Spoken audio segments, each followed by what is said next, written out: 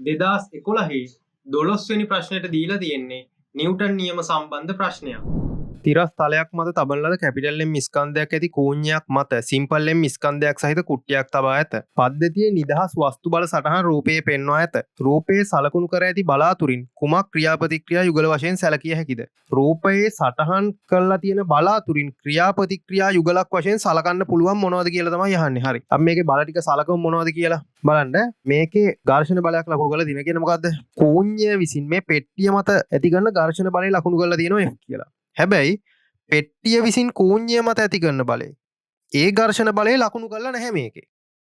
ඒක ලකුණු කරලා නැහැ. කියන්නේ කෝණය විසින් පෙට්ටිය මත යොදන ඝර්ෂණ බලය විතරයි ලකුණු කරලා තියෙන්නේ. පෙට්ටිය විසින් කෝණය මත ඇති කරන බලය ලකුණු කරලා නැහැ. ඒ කියන්නේ මේ ඝර්ෂණයක් උපදින විදිහවල් ගැන දැන් ලොකුවට ඉතින් මම විස්තර කරන්න හදන්නේ නැහැ. මෙයාගේ බර තියෙනවානේ පල්ලෙහාට. ඒතර බරේ සංරචක G කියලා තියෙනවා. මේ නිසා මෙයා මේ පැත්තට ලිස්සන්න උත්සාහ කරත් තමයි මේ ඝර්ෂණ බලය උපදින්නේ. එතකොට අපිට මේක ගන්න බෑ. මොකද මේකේ අනිත් එක දීලා නැහැ. මේකේ ක්‍රියාපතික්‍රියා යුගල් විදිහට අපිට ගන්න පුළුවන් ඝර්ෂණේ දීලා තිබ්බනම් ඒකට සංකේතයක් දීලා තිබ්බනම් හරි. ඒතර ඒක ගන්න බෑ. ඊළඟට මේ පෘෂ්ඨ දෙක තෙරපෙනවා.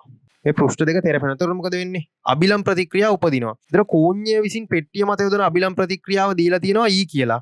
පෙට්ටිය විසින් කෝණය මත යොදන අබිලම් ප්‍රතික්‍රියාව දීලා තියෙනවා C කියලා. ඒතර මේ හැම බලයක්ම උපදින යුගල් විදිහට. ඒතර මේ බල යුගල මේකේ ඇඳලා දීලා තියෙනවා අපිට. EC දීලා තියෙනවා. එහෙනම් මේකේ EC කියන එක හරි.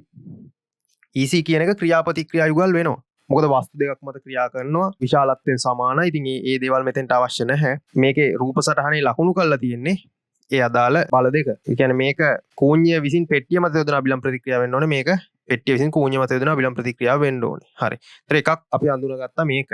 ඊළඟට බර බලමු. මෙයාගේ බර තියෙනවා පල්ලෙහාට.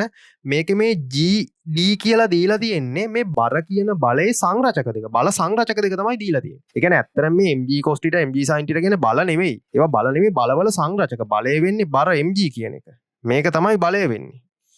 එතන මේ බලය විභේදනය කළා තමයි මේ තැන් දෙපැත්ත දෙකට දාලා තියෙන්නේ. එතන මේවා ඇවිල්ලා විභේදන සංරචක. ඒ කියන්නේ අපි දන්නවනේ දෛශික දෙකක් සම්ප්‍රයුක්තය ගන්න දෛශික දෙක එකතු කරන්න. ඒ කියන්නේ දෛශික දෙක එකතු කරනවා කියන්නේ සම්ප්‍රයුක්තය ගන්නවා කියන එක. ඒතර දෛශික දෙක සම්ප්‍රයුක්තය ගන්න පුළුවන්. ඒ වගේම අපිට දෛශිකයක් විභේදනය කියන්නේ දෛශික දෙකක් වෙනුවට දාන්න පුළුවන් තනි එකක් තෝරගන්නවා වගේම තනි දෛශිකයක් වෙනුවට දාන්න පුළුවන් දෛශික දෙකක් හදන්නත් පුළුවන්. එතන මේ තියෙන්නේ දෛශිකයක් විභේදනය කරලා. ඒතර මේවා ගන්න බෑ. දැන් හැම බලයක්ම උපදින්න යුගල් විදිය නිසා කාට හරි කියන්න පුළුවන්. ඒතර මේකේ කෝ ප්‍රතික්‍රියාව. ඉතින් මේක ක්‍රියාව නම් මේකේ ඒක තියෙන්නේ පෘථුවිය. දැන් හිතන්න මේ තියෙන්නේ පෘථුවිය කියලා. පෘථුවිය නම් තියෙන්නේ. පෘථුවිය මත මේ පැත්තට ඔය හා සමාන බලයක් ඇතුළේ. දැන් මෙයයි තමයි ක්‍රියාපතික්‍රියාව වෙන්නේ. හරි. ඒතර ඒක ඇති වෙන්නේ නැහැ. ඒතර ඒ කතාවම තමයි මේ කූඤ්ඤ බරටත් තියෙන්නේ. ඒතර කූඤ්ඤ බර තියෙනවා පල්ලෙහාට. මෙයාගේ ප්‍රතික්‍රියාව ඇති වෙන්නේ මේ පෘථුවිය මත. ඒතර මෙයයි ගත්තොත් නම් මේවා ක්‍රියාපතික්‍රියා යුගල වෙනවා. නමුත් පෘථුවිය මත බලමුකුත් මේක සටහන් කරලා නැහැ. එහෙනම් මෙයත් නැතුව යනවා. ඒතර BA ගත්තොත් බලන්න කූඤ්ඤය විසින් පොළව තෙරපවනවා.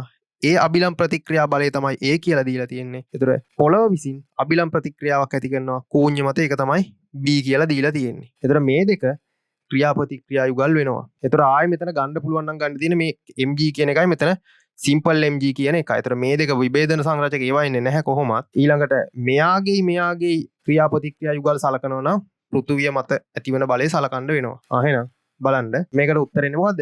ECBA. ECBA. හරි. බලන්න උත්තරේ එන්නේ උත්තරේ 4.